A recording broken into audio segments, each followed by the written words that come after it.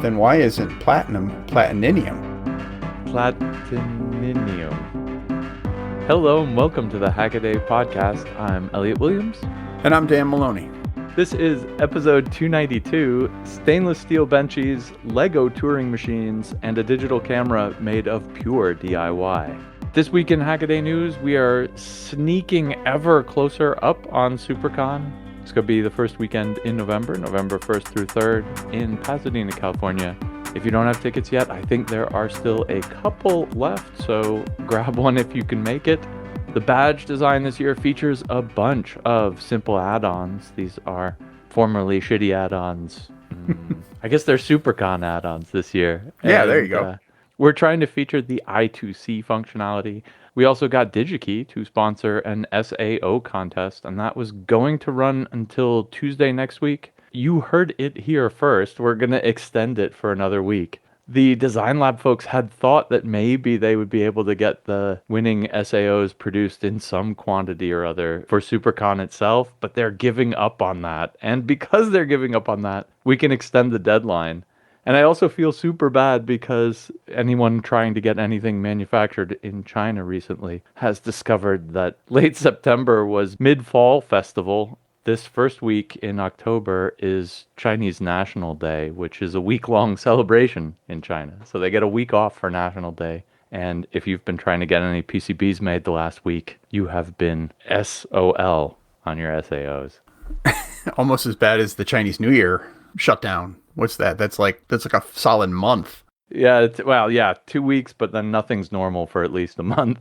And everybody travels. It's the largest mass migration of humans in the world. In college, I spent a year abroad in China, and my Chinese teacher was like, go over to the train station and see if you can figure out what's going on. And that was an assignment. And then we had to write a report on it. And that was so awesome, except there were about 8,000, 10,000 people just like stranded in the big square out in front of the Nanjing train station. What's going on is they were all still trying to get back home after New Year. They'd been stuck there because there just weren't enough trains to capture the quantity of people who need to travel at that point in time. So it's like the most amazing peak load problem you can ever imagine. They have to times 10 the number of people traveling on the railway infrastructure shortly before and shortly after New Year. It's an absolute logistical nightmare, but everybody was in good spirits about it. But lining up for tickets for days at a time. Anyway, so you haven't been able to get your SAOs made. So we're going to give you an extra week. Sorry about that, y'all.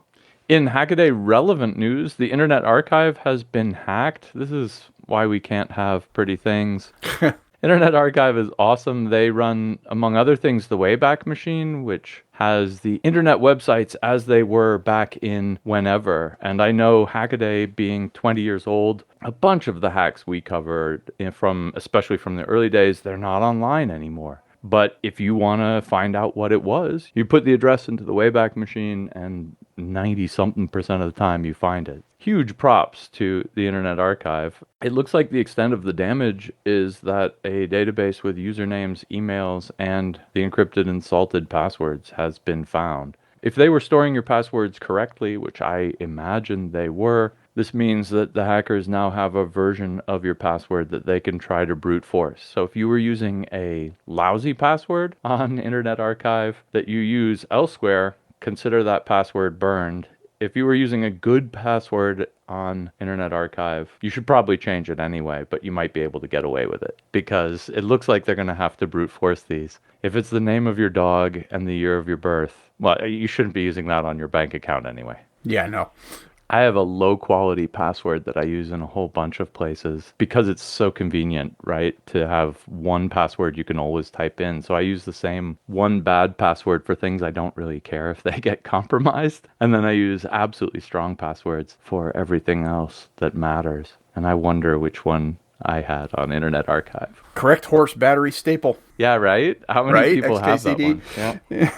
No, mine's horrible. My low security password is absolutely miserable. It's an old friend's car's nickname in leet speak with some numbers on it. But man, it's a bad password. Consider it compromised at this point. Somebody out there is figuring it out right now. I only use it for signing up to things I don't care about anyway. Everybody's going to be like, was it a Honda Civic? And I'm throwing deliberately misleading clues out there right now. This is a journey into sound. What's that sound? What's that sound? All right, well, let's head on to What's That Sound? Where we play a sound, you try to guess what it is. This week, we have a bunch of answers in, so it's only up to Dan Maloney to see if he can follow suit. We had a bunch of really good answers this week. No pressure. All No right. pressure, no pressure. Al Williams did not get it, for the record. Okay. It's even an MP3 this time around. Woo, woo, woo. You never know with me.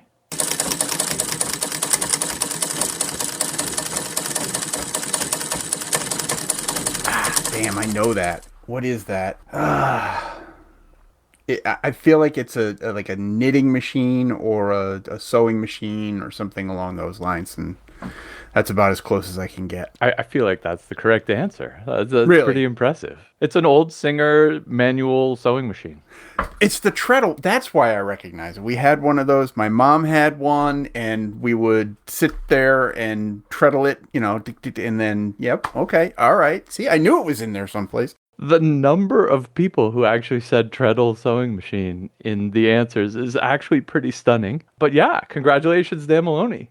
And All congratulations to 33 of 42 respondents who got it Wow, right as well. that's good. I mean, I'm going to take sewing machine. I'm going to take a Singer sewing machine. I'm going to take an old sewing machine. I'm going to take possible Singer, treadle, foot pedal, or hand crank. I'll take all these. The things I won't take include some awesome answers like a stock ticker tape machine. Someone guessed Model 14 teletype. Someone guessed a flip dot display. Oh no, a split flap display, like one of those cool old analog airport displays where the letters flip over like a Rolodex. That's a really good answer. I might have to get one of those coming up Yeah, soon. and a delicious sound. Anyway, congratulations to all you sewing machine aficionados out there and or people who just played with them when you were kids. To get a 33-sided die, I'm going to run my random image routine. This takes a picture of me with my webcam right now, hashes it. It takes the hash modulo, whatever, in this case 33, and here goes. Taking a photo, smile at the camera. I hope I smiled with enough entropy. 18 is the random number, and that is Charlie. Congratulations, Charlie. She, hers. If it wasn't an old manual sewing machine, I'll eat my hat. Oh, this is the longest column. Our winner this week is also the longest answer. I'm actually having to expand the size of the spreadsheet column to even read it. If it wasn't an old manual sewing machine, I'll eat my hat. Reminds me of being a kid and listening to my mom sew while I sat in a corner and read. Congratulations, Charlie. I will be shooting you an email and get a t-shirt coming out to you very shortly. My first hack this week comes from Wenting Zhang, an open source mirrorless camera you'd want to use. And Wenting, by the way, is a speaker at SuperCon coming up in a few weeks. This is a project that he's been working on for 7 years now, I think. He says, quote, "It's the most time-consuming project I've ever done." He started in 2017. The idea is to make a digital camera from scratch. And this seems completely absurd. You can buy the sensor, however, and so the kind of basis of this project is he wanted to see if he could get one of those nice full-frame CCD sensors to work, to like record any image at all. And it just kind of has taken on a life of its own from there. And I think we last saw an update on this project in 2022 or 2023. We actually wrote it up on Hackaday. This is now the like full build, I think. It's an absolutely beautiful looking DIY camera. It's kind of like you would want to use this. And that's because it's made out of some custom aluminum parts and then some really beautiful 3D printed parts. And it's just a fantastic design. On the electronic side, it makes a lot of use of flex PCBs, and it uses those funny little micro switches. It actually looks exactly like an industrial product on the inside, especially in the hand grip part, which is super important because that's the part that you interface with the camera. The motherboard for the image processing and for handling the CCD are fantastically fine pitch, full of parts. They're really an amazing piece of PCB layout. Wenting actually said he was only able to do this because he has a pick and place machine at home, and it has a little part in his video. It's actually a Lumen pick and place machine, which is a open source hardware pick and place done by Stephen Hawes, who will show up later in this very podcast. Small world. It's got a 3D printed mount. I guess the bayonet part, of course, is made out of metal, but behind that is a 3D printed part that has the contacts, because camera lenses these days are small computers in their own right. It does everything itself. So basically a CCD sensor, you charge up the individual cells with light, and then you clock them out and you read the voltage off of each of them as they kind of sequentially shift across. For that, he's got a custom amplifier board, and it's astounding to me that this is possible for someone to do. And then an ADC that then reads these values, samples them, and then feeds them to a Zinc ARM/FPGA controller that then does all the decoding, turns all of these raw pixel number values into an image, and then, of course, sends it off to the screen. I mean, this whole thing is so mind-bogglingly complex, especially all the stuff in the middle that kind of makes a camera what a camera is, and is honestly the secret sauce that differentiates, one major camera manufacturer from another. All of the kind of image processing stuff in the middle, he does by hand. And this, on the FPGA level. And he says in the video, I wrote most of the IP myself, and some of it's actually faster than the stuff I could have bought off the shelf. In particular, he's got a really nice looking custom MIPI DSI screen driver implementation, which is not surprising because we've seen him do a bunch of screen hacks. So this is just kind of one of those long running projects by an absolutely superb, dedicated hacker that kind of wraps up a whole bunch of his other mini projects and puts all of the strengths and everything he's learned from them all into this one. And it just shows you can sort of make a digital camera, or at least Wenting can. And it's all open source. You could see how everything goes. The hardware, the software, the DSP chain. It's all out there for you to look at. And if you haven't, even if you don't want to build your own camera, you should take a look at his video, because it's incredibly illuminating just what goes into a camera these days. I think the thing that really stands out to me in this is I feel like you could take that camera in your hands, hold it, look around it, examine it from every angle, and be very hard pressed to say that this was an not amateur. This isn't a commercial product. There don't appear to be the usual hallmarks, like layer lines in the 3D prints or some sort of expedient switch or something like that. I mean, absolutely everything about this it just looks commercial. I don't know that if that's a compliment or if that's an insult, really, because there's some really, really bad commercial products, but cameras generally tend to not be among them. They camera manufacturers, at least for the most part, there's an awful lot of engineering that's put into those things, and the amount of stuff they have to squeeze into, a box that fits in your hands, fits in front of your face, is easy to use, et cetera, requires just incredible design engineering, and I feel like he's just nailed all of that with this. It's pretty incredible. It was just flabbergasted, and I don't flabbergast easy. All right, first up for me, Benchies in stainless steel with lasers. Metal 3D printing has so much potential. I mean, it's nothing new. Rockets fly every day with, huge 3D printed metal parts. People use 3D printed medical implants every day. I mean, they're all over the place, but it's really hard to do at a hobbyist level. It's easy to do at I don't care hobbyist level. We've seen a couple of examples of that.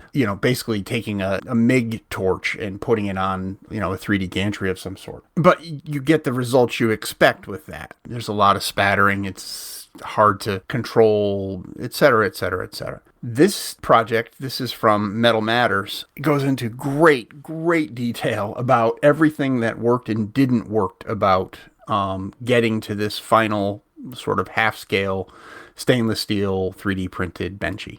And there were way, way more failures along the way than there were successes. How he kept up with this and kept the, kind of kept the momentum going is beyond me. It's the dedication is pretty amazing.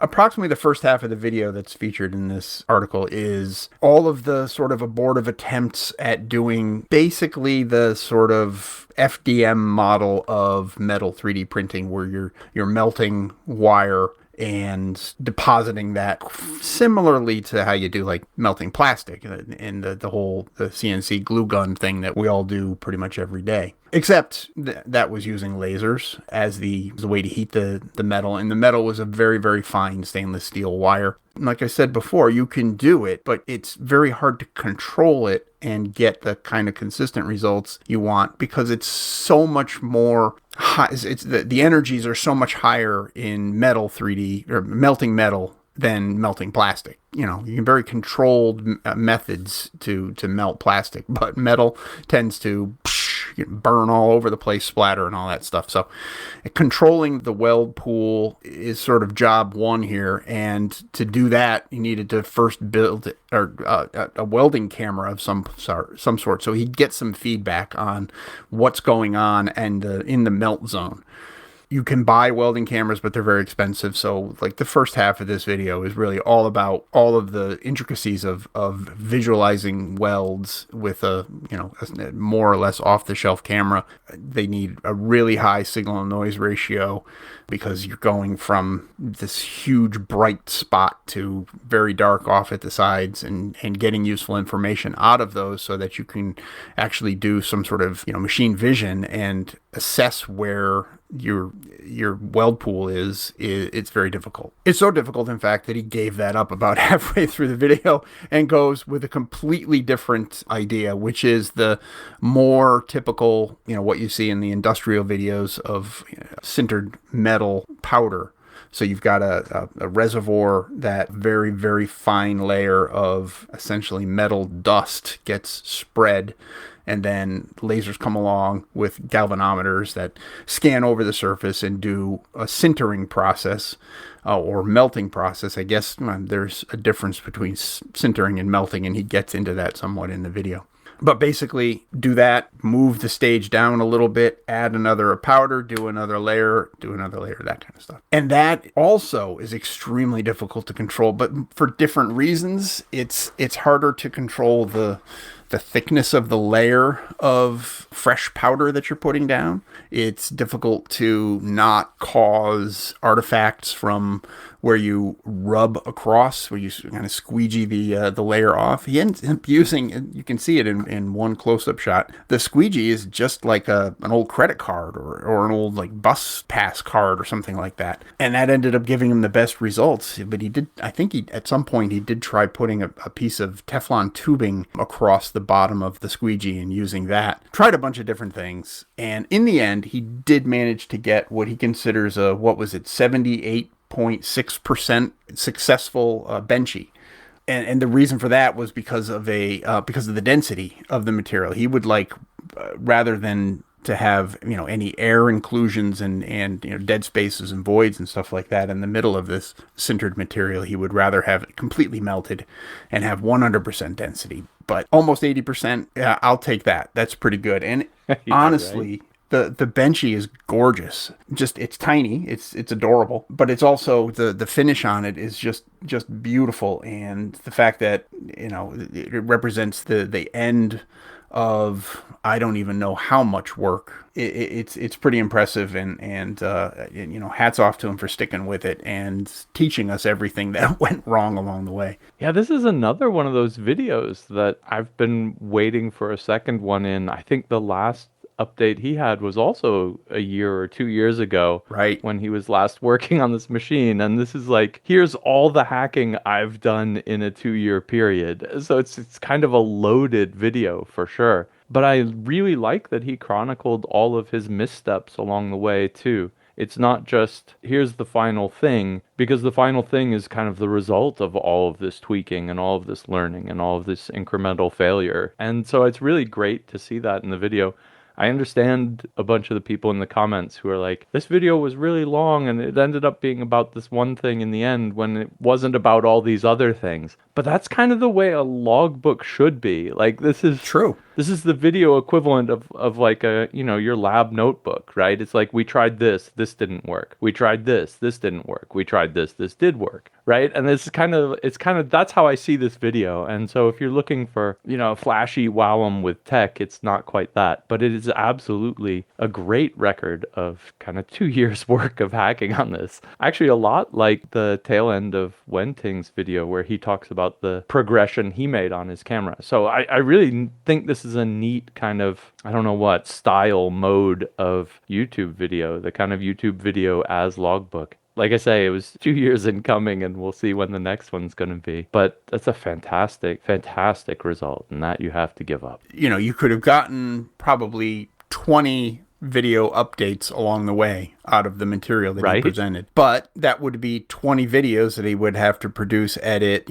promote, blah, blah, blah, all that stuff. And that's all time consuming. And he clearly just wants to be spending time building the 3D printer. That's where his effort is best put, honestly, instead of telling us what's going on along the way. So it's one or the other. You can either have the videos or you can have him do the actual work that we're quote unquote paying him to do. But that's right. The work that we're totally not paying him to do. Exactly. Yeah. Let's complain when he makes a decision. Exactly. Well, let's keep on the 3D printing tip. I got see the pause and attach technique for 3D printing in action. This comes from the prolific 3D print bunny. And she's been doing lots of crazy things, kind of out of the box 3D printing methods. And a good percentage of them have used stringing to their advantage, or she made this one 3D printed string vase, which I'll throw the link in for you, which is just, it's always bridging, but it's bridging with single strands, and it makes it look like it's woven instead of 3D printed. It's absolutely fantastic. Here, she's taking the random strands and putting them flat out on the bed, and then folding the parts with the strands up into the piece itself. And that's really cool looking, and it kind of makes a shape that I guess you could have made it by 3D printing straight the normal way, but this kind of makes it a lot easier to print these things horizontally on the bed and then fold them up. But what I really got out of this, and what I thought was really cool, is the way she attaches the foldy pieces to the top of the print. And that is, the foldy stringy bits kind of terminate in little square blocks on the print bed. And when she folds them up, these clip into little square holes in the top of this vase that she's printing. And then she resumes printing, and it keeps printing over the top of those, sealing them in. And that procedure is one that I don't think I've seen anyone do before. And I think it's really interesting. And, I'm not as interested in the cool looking applications as I am in a lot of the mechanical and practical applications of 3D printing. And this is just a way of joining two 3D printed parts together that I've never seen before. So you got a main part and then a bunch of subparts that you want to attach to it. You leave a hole in the main part, you slot the subparts in, and then you resume printing and keep printing over it. It must make a pretty strong joint, actually. And if you did it smart with like wedges and, tight fitting joints like that, dovetails or wedges or something, you could totally use this as a structural technique. And it's really neat because that lets you solve the one really big problem with designing practical mechanical things with 3D printing, and that is that there's a grain to 3D prints. They adhere less well in the Z direction, in the up the layers direction, than they are strong in the X and Y extrudy directions. Combine that with overhangs, a lot of times you have to cut your print up into multiple parts, and the question is, how do I get all these parts together? This proposes a neat solution. Is this better than glue? I don't know, but is it cooler than glue? Absolutely.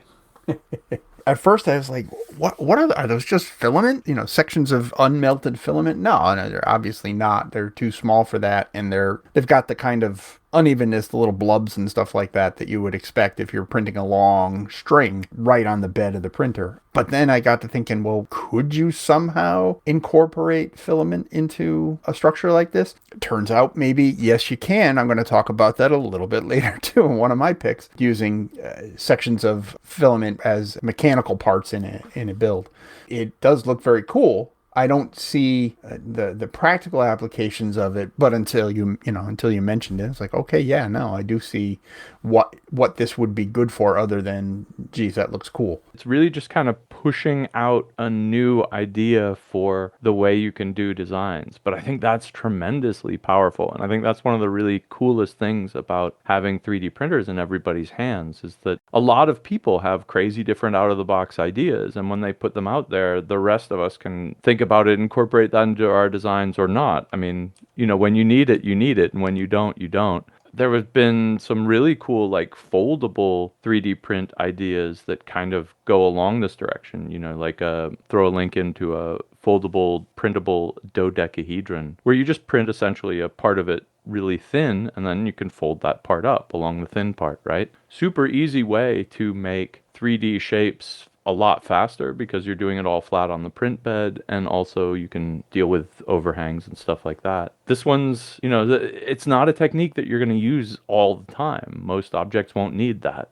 I think that's the same with this one. But first of all, I just love the aesthetics of all the crazy stuff she's doing with strands and strings in 3D printing, because no one else is really doing that. But then second, I thought this method of attachment is worth testing out for structural things on my own. This kind of explosion of fabrication ideas with a new tool when it's in everybody's hands. That's a really cool time to be watching it. Okay, next up for me, the Turing machine made real in Lego. This is yet another example of, and a wonderful example of people misunderstanding the Turing machine concept, because it was supposed to be just a concept, but you stick machine in the name of something and somebody's going to build it. And we've seen tons of examples of people building Turing machines, and this has to be one of the more complicated and beautiful ones. And I'm not sure if it says more about the Turing machine than it does about Lego. I think actually the lead here is it's kind of like a Turing machine with an infinitely large paper tape. You can blah, blah, blah, blah, blah. Well, with an infinitely large assortment of Lego Technics, pretty much anything is possible. This is the Turing machine sort of on steroids. There's a lot more going on here than the typical Turing machine. And for that, I'll refer you to Michael Gardy's work. He did the Turing machine demo 1, 2, and 3. Made those out of 3D printed parts. And TMD1 was the first one that we covered, and it was really the first time that I felt comfortable with the concepts of a Turing machine, because you see it out in front of you, and the way he described it was very accessible. This one, there's a lot more complications. This is like looking at one of those really, really complicated chronographs that has all kinds of, intricate gear trains to go run, the clock, the calendar, the orrery, all the other little bits and pieces. This one's got a lot of stuff on it. But basically what it's doing, the essential Turing functions of scanning a tape that contains symbols and storing the state and being able to change the state of the machine in response to what it's reading off of the tape. The mechanisms that he's got in there, I mean, at first I thought this was 100% stock Technics parts, but watch a little further into the video and you can see that there are what appear to be 3D printed parts. There's some gears in there that bear the signs of having been 3D printed rather than, fished out of a Lego Technics catalog someplace. And there's also this very intricate cam mechanism that appears to be custom made as well. It doesn't appear to be anything that you would find in a Technics kit. I could be wrong. I'm not sure about that.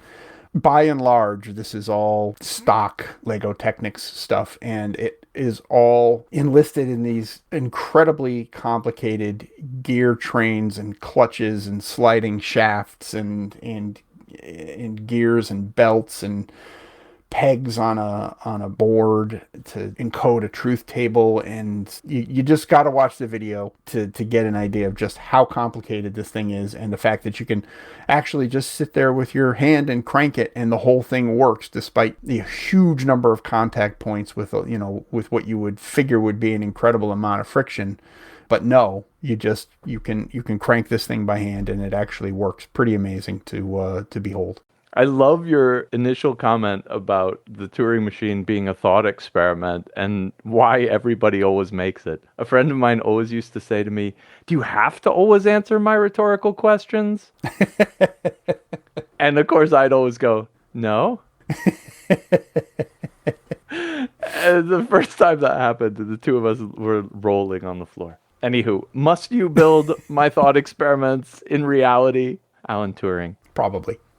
Well, my insane machine this week, it comes from Stephen Hawes. This is towards solderless PCB prototyping. And as I mentioned up at the top, Stephen's the guy behind Opulo and the Lumen pick-and-place machine. It's a completely open source pick-and-place machine. He's had a lot of community buy-in and help with the software, and he just keeps adding new parts to it and pushing the kind of capabilities of this less expensive, kind of affordable pick and place machine. This is a really neat idea of his to try to have the one machine do everything. Normally, if you want to get a PCB made, you put some solder paste on it, you put the parts down, that's what the pick and place machine does. You take these boards, you then run them into an oven, you melt the solder, and you're good to go. The oven where you melt the solder isn't necessarily something that everybody wants to have kicking around in their living room. The idea here is to get rid of the solder and substitute it with something else so that you can at least make a rough and ready prototype with just this one machine, with just the pick and place. I think the dream is a really good one. I think the idea is a really good one. It'll enable a lot faster rapid prototyping, and especially if you can reuse the components as you can in this case, because they're kind of easy enough to pull off the board if you've screwed up. If you have expensive parts, you could save a lot of money in the prototyping phase. But mostly I think it's just fun to see if you can do it in one go, completely hands off. And so his first attempt is to try to use Z-tape, which is absolutely fantastic and crazy stuff. It's one of those polymer tapes, but it's got lots of little metal beads embedded in it so that when you glue something to it, the beads don't touch each other, but they do make contact with the part on top and on the bottom of the tape. So electricity can pass through in the Z direction, but not in the XY because the little metal balls don't contact each other. That's the Z in Z-tape. Z-tape ends up being a failure because A, it's kind of intermittent on a good day anyway, and B, you really had to press down hard on the parts to make the contact stay. And that's something that he found he just couldn't do with his pick-and-place machine, which is of course lightweight and aiming at speed rather than force. He then looks at two different conductive glues, paints, inks, and both of them seem to be based on carbon black, which is basically superfine graphite. The first one he tries is, I don't know, it's really thin. It's meant for painting and applying a surface, applying a conductive surface, but then it dries so quickly that he couldn't even get the parts down in time. And it was such a thin layer and brittle. Whatever the binder is probably evaporated all out. He couldn't get the parts to adhere very well either. Then he tries the bare conductive ink, which is a paint that they make. I think we featured them on Hackaday when they were in R&D phases. I'll have to see if I can scrounge up a link for that. It's another carbon black based ink paint. I know they have a tutorial on their website about how to make it yourself, although they won't give up their absolute secret recipe. He uses that, and that stuff's a lot thicker. It's more viscous, but it's also a lot gluier, for lack of a better word, and it works really well. So he's basically just set up kind of a paste extruder head with a little syringe and is then dotting them down and then using the pick and place to put the pieces on. It's really cool. He makes a really big deal about how cool it is to see the LEDs come on. So he's got the board powered up as he's doing the pick and place, and he's having a really fun time just, watching the LEDs light up as they get placed. And I'll admit that is really, really cool. But I think the advantage in speed of prototyping here is actually what's going to sell this. And I think it's really a great idea. He's talking about his next direction, working on making his own conductive paint glue stuff, and then maybe making an extruder head for the pick and place machine. And so in that case, then you've got it, right? You get your PCB made, you get it back, you throw it in this machine, the machine puts down all the blobs for you, it puts the pieces down, you wait, they dry, and you can test the board out. Boom, like that. It's really cool. I got to see this work. I want to see this working. I was kind of surprised about the Z-tape not doing the job. I mean, aside from the fact that it's expensive and probably not the easiest stuff to work with in such a small scale, but still, if I'm not mistaken, Z-tape is used for like the connectors between LCDs and like ribbon cables, and they just sort of smush that down and you get conduction only in the Z direction, so you don't get crosstalk between the channels in like a ribbon cable or something like that. And that you've got stuff that's out in production in consumer use and uses Sure. Z-tape all the time. So I don't understand why it wouldn't have worked in this case, but I can understand that it wouldn't have been worth pursuing, because being able to spot some paint, basically blobs of paint, it seems to be a lot more approachable for this job. But yeah, good work all around. It's real interesting stuff that kind of solves a niche that you don't really think about. You know, once you've committed it to molten solder, it's kind of set in stone. So that's not always the best material for the best method for prototyping. Okay, last up for me, 3D printed bearings with filament rollers. Bearings are easy enough to come by. You could get a tube of them on Amazon for a couple of bucks, and they'll probably be perfectly fine for whatever you're going to do. They're a commodity product that tested to a certain standard, and they perform a certain way, and you can rely on them. But what if you can't get some? What if you don't want to go and buy a tube of bearings and then one in this size and one in that size and one in the other size, and keep all that stuff on stock? What if you would rather print on demand your bearings? Is that even possible?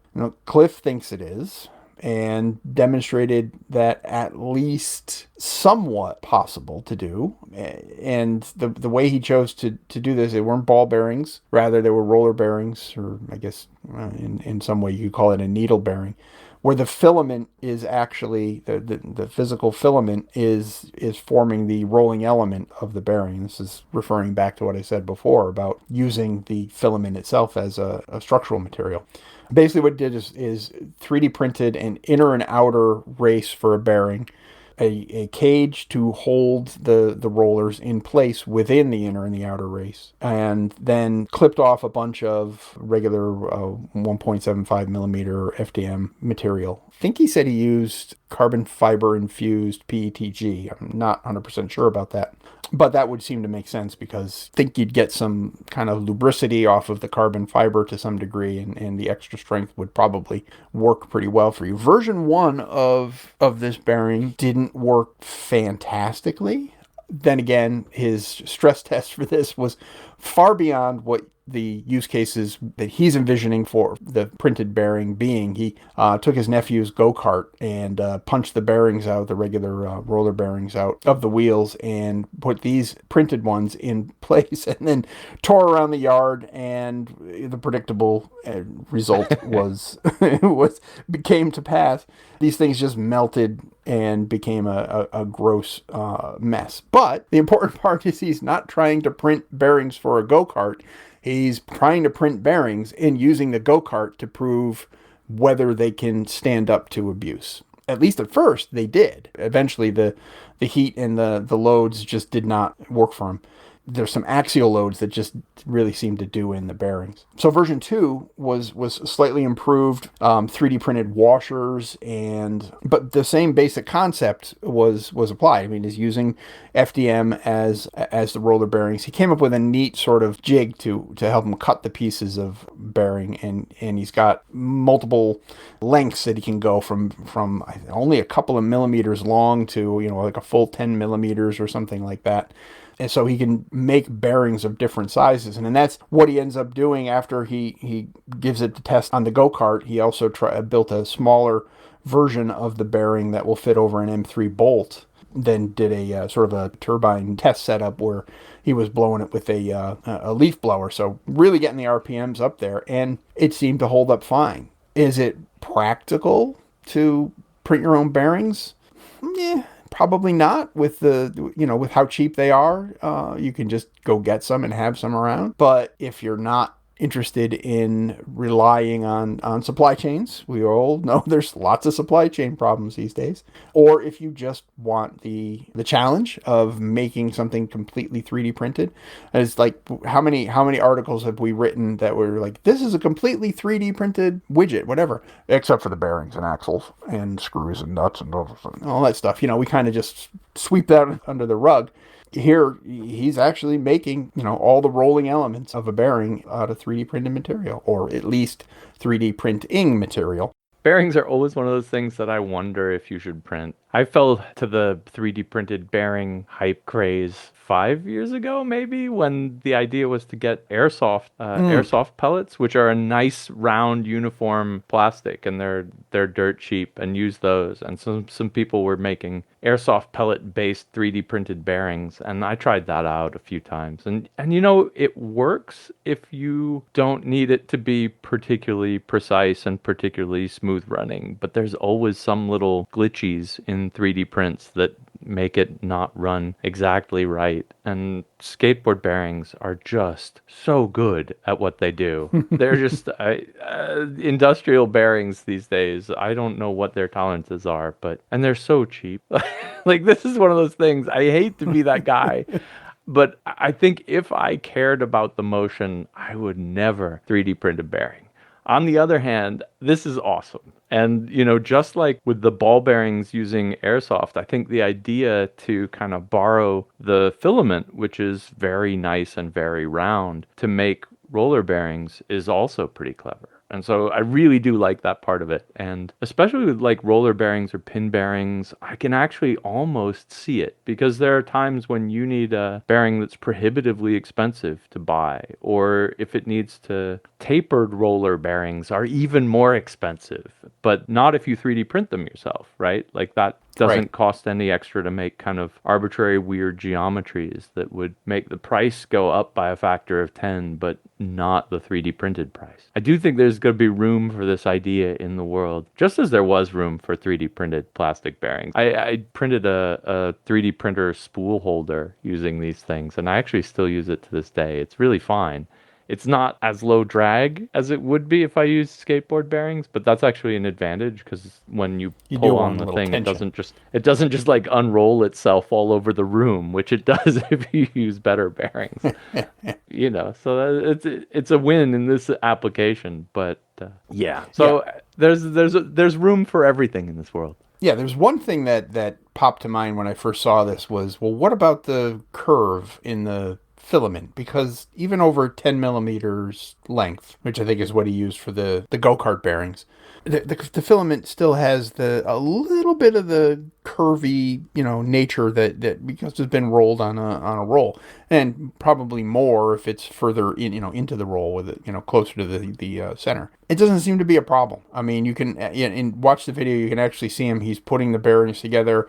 Each one of the rollers does have a slight bend in it. But once you get it inside the cage and then get the two halves of the bearing together, it didn't seem to matter at all. It squish down and roll perfectly fine at that point. So interesting. I didn't expect that behavior, but there it is.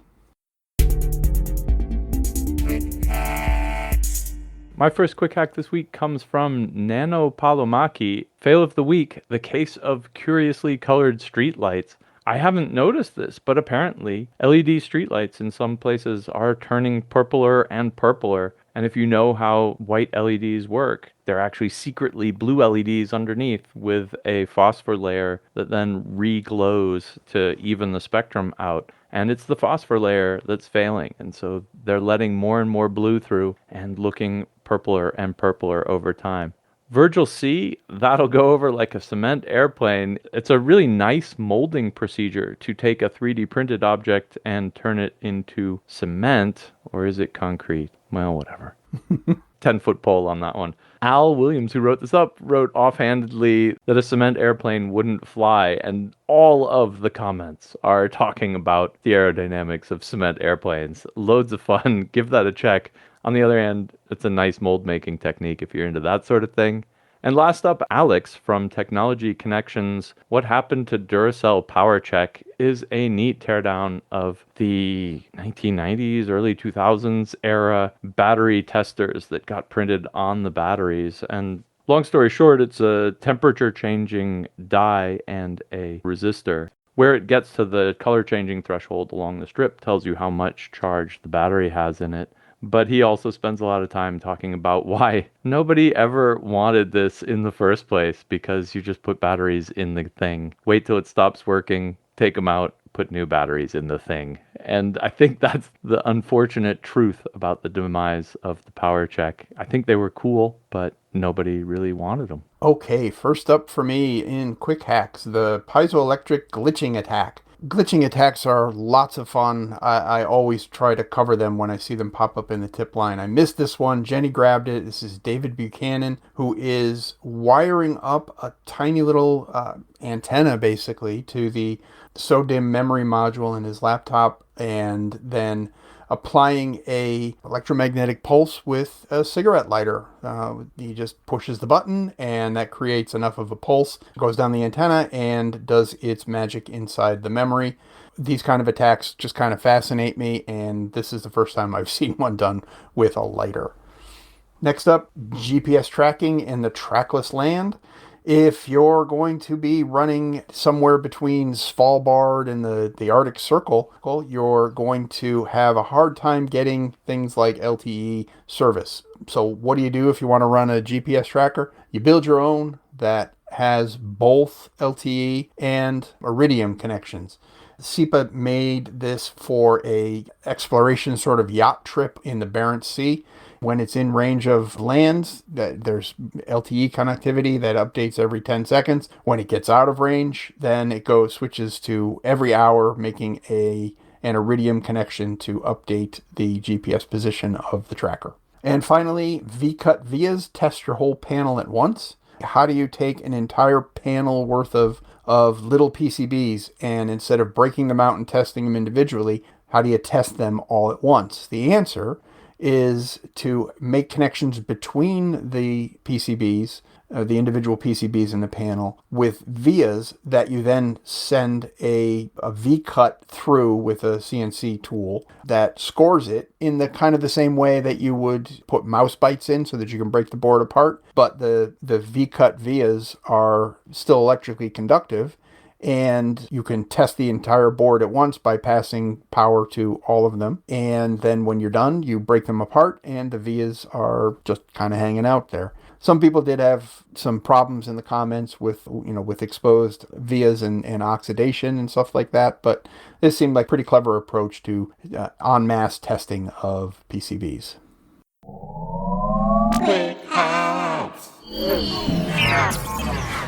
All right, well, that brings us to our Can't Miss articles. These are fantastic long-form pieces written by our own Hackaday writing staff.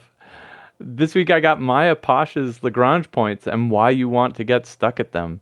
And this is something I heard a lot about, especially when the Webb telescope was launched, that it was out at L2. And I didn't really look into what that all meant. And the good news is Maya has you covered here and mentions all of the Lagrange points. If you want to orbit the Earth, but the sun is also in the system, it gets really complicated to figure out where the best place is to not get disturbed by the pull of the sun and not fly into the Earth either.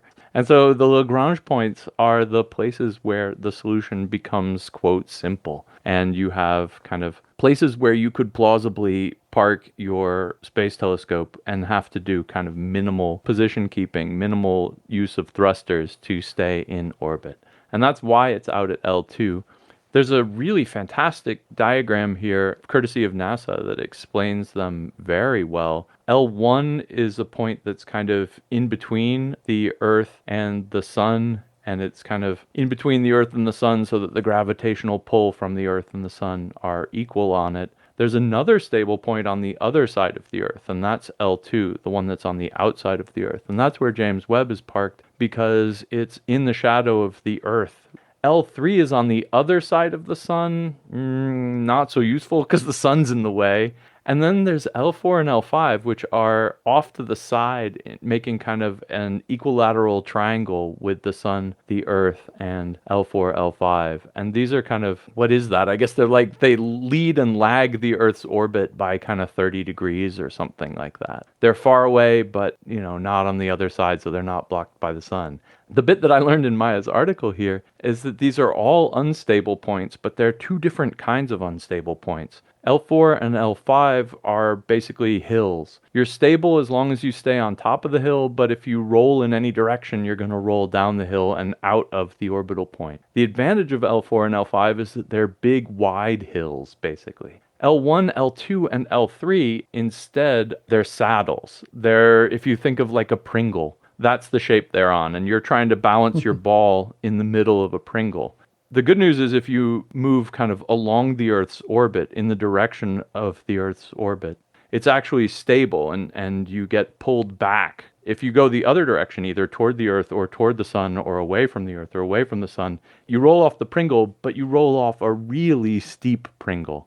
The advantage of L1 and L2 is that they're super close to the Earth and that they have a little bit of stability to them. The disadvantage is that in the unstable direction, they're really unstable and you fall down. Maya has a really neat point, though, that the disadvantage of L4 and L5 is that because it's a mountaintop, but it's a relatively gentle mountaintop, there's actually a lot of space junk in L4 and L5, like some asteroids and just creepy rocks that you might not want to hit your satellite sitting out there. So there's kind of all sorts of trade-offs here. But she kind of goes and catalogs all of the machines, all of the observatories and science equipment that's floating out there at these various Lagrange points. And there aren't super many of them.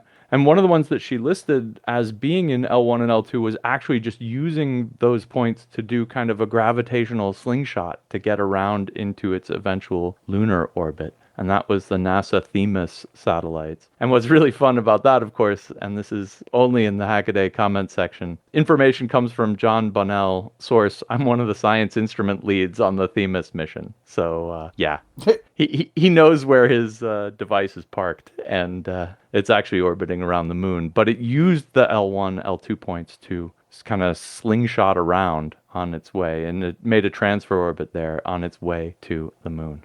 I was looking at the big diagram of the Sun-Earth Lagrange points, and 4 and 5 kind of looked to me like if Earth was Jupiter and the Sun was still the Sun. That's kind of the place where those Trojans are. You scroll down a little bit further in the article, and yep, sure enough, she mentions that, that's where the Trojans in, at least in Sun Neptune and Sun Mars systems, but I believe that's same in Jupiter. And that makes sense now that you look at it, and look at it as a sort of a plateau that you can fall off of, which explains a lot. I've said before that, we're only barely a spacefaring species at this point. We just barely get out of our own gravity well and do interesting things. I think when we do become spacefaring, the hallmark of that to me is going to be when you learn orbital mechanics in high school. When like shop class is orbital mechanics. We're going to talk about orbital mechanics today, L1, L4, blah, blah, blah, blah. I think that's when we get to that point where we're teaching young adults or even younger the important bits of orbital dynamics and how you maneuver from a higher orbit to a lower orbit and things like that. I think then we'll truly be a spacefaring species.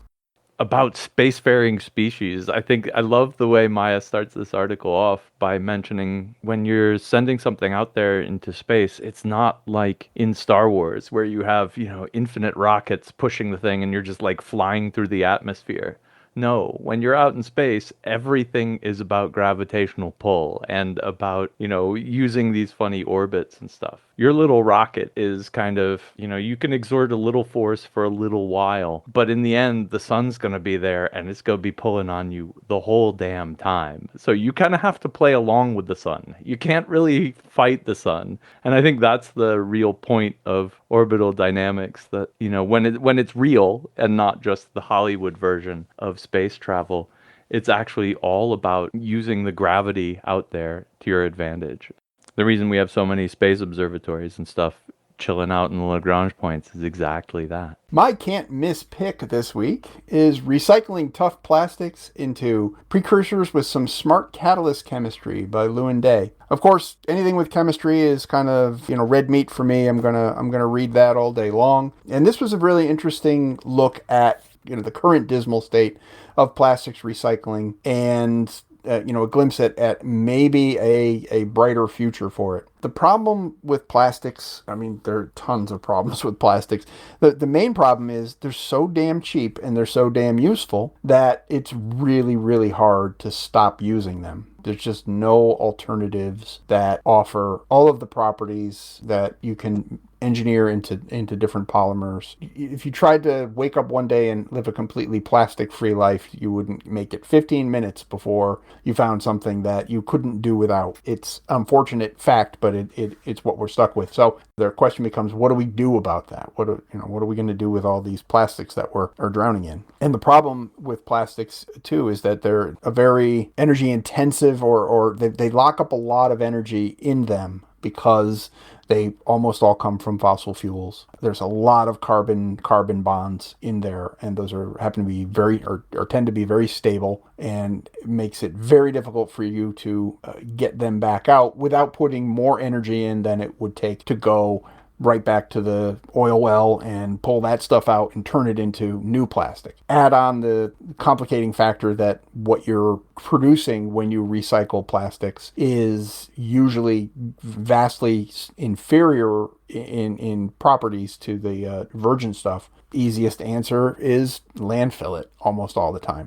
Or, as Lewin points out, taking something like plastic bags and old milk jugs and building something like, a park bench or a garbage can out of it. And that's not recycling. That's something else, because your plastic bag that you used for the 20 minutes that it took you to get the groceries from the store to your house, and then you threw it away. If you were really recycling it, you would be taking that bag and breaking it down into its component parts, making a new bag that you would use for another 20 seconds. And, that cycle is complete. Taking the bags and making a park bench out of them that's going to last for 30 years in a park someplace. It's good and all, but it's not recycling. It's a totally different thing. So anyways, the key here in this research, and this comes from a team at UC Berkeley that is working on methods to recycle things like plastic bags and milk jugs, is based on catalysts, as almost all chemical processes are.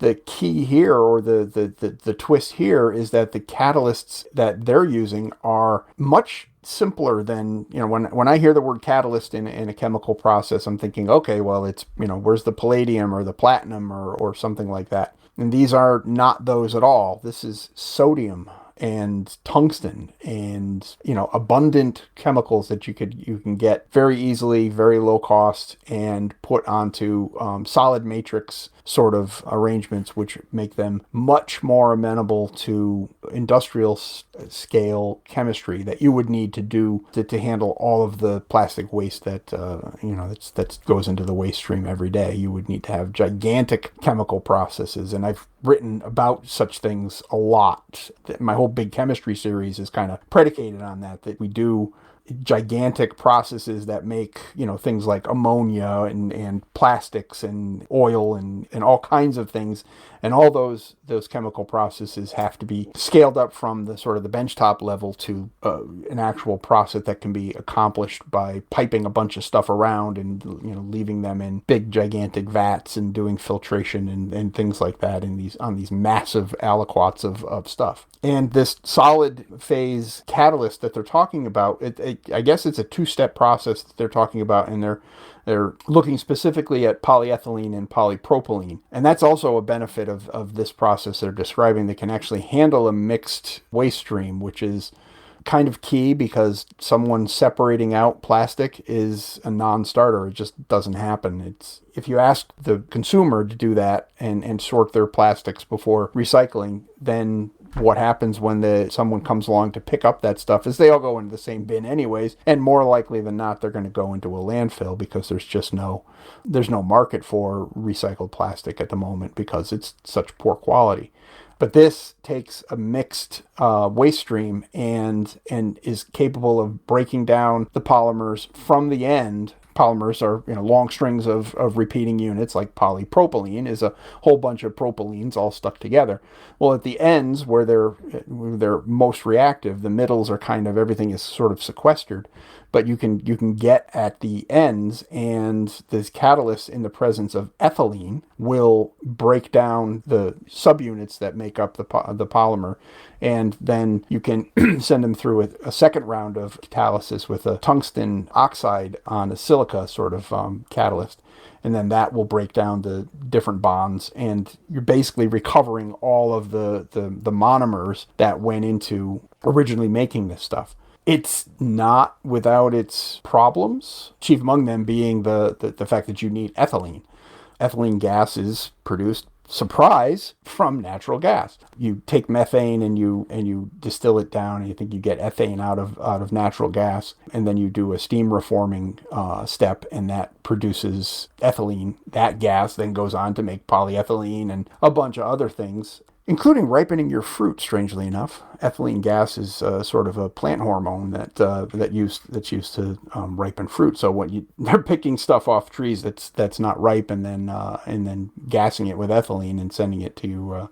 So anyways, the demonstration is pretty impressive. It's a very, very small scale. It's benchtop scale. But because it has those solid catalysts, it's amenable to scale up. I'd like to see how far that goes and what the energy sort of payback is on this, and what the chemical specifics are. The original paper is a paywall paper. I couldn't get to it through my usual sources.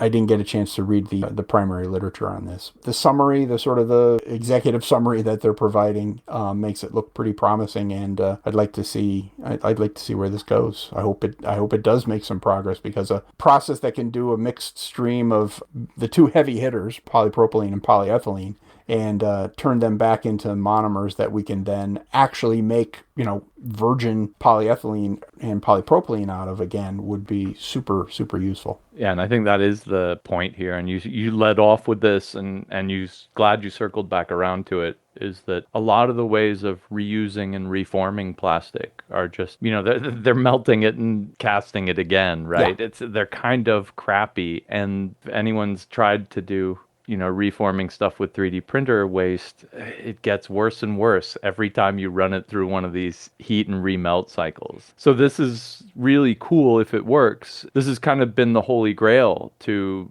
reform plastic molecularly, to then just, cut it apart and put it back together at a chemical, on a chemical level, because then of course you can, like you said, then you essentially have virgin polyethylene again, and that would be fantastic. Fingers crossed. It'd be awesome if the amount of plastic we had in the world now was like the amount of plastic we needed in the world for plus or minus forever. Would be superb. Don't think we're there yet. Things like steel, glass, aluminum, and wood, super, super recyclable, because you can, especially aluminum, just melt that down, and it's as good as it was as an ingot coming out of the factory originally. I'm sure there's you got to make sure it's clean and all that stuff, but that's kind of just dialed in, and I believe the energy to recycle aluminum is considerably less than it is to create the aluminum in the first place. So those things, I mean, those should be like the model for what we do with plastics, but it ends up not being that way because of the reasons I talked about earlier. And this might actually kind of change that equation. After reading this article, I think I've got to do a big chemistry piece on solid catalysts, because they're like the central thing on so many big chemistry processes that we depend on every day. And we just sort of hand wave, what's a catalyst? Well, time for a big chemistry piece. Super. Any excuse for a big chemistry piece is a good excuse for a big chemistry piece. Well, that wraps it up for this week's Hackaday podcast. Thanks very much for listening. If you'd like to leave us a comment, head over to hackaday.com/podcast. And if you see anything cool or do anything cool, send us a tip tips@hackaday.com. And until next week, Keep on hacking. no hats eaten this week. No hats were harmed in the making of this episode. Good enough, proceed on? I think so. Oh my god, now I'm the master napper. It's a super napper. Try to be not quite on death's door.